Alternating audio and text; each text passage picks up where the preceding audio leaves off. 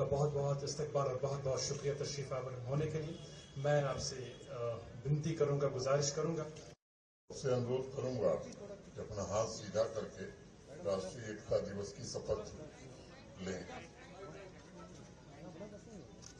मैं सत्य निष्ठा से शपथ लेता हूं कि मैं राष्ट्र की एकता, अखंडता और सुरक्षा को बनाए रखने के लिए स्वयं को समर्पित करूंगा और अपने देशवासियों के बीच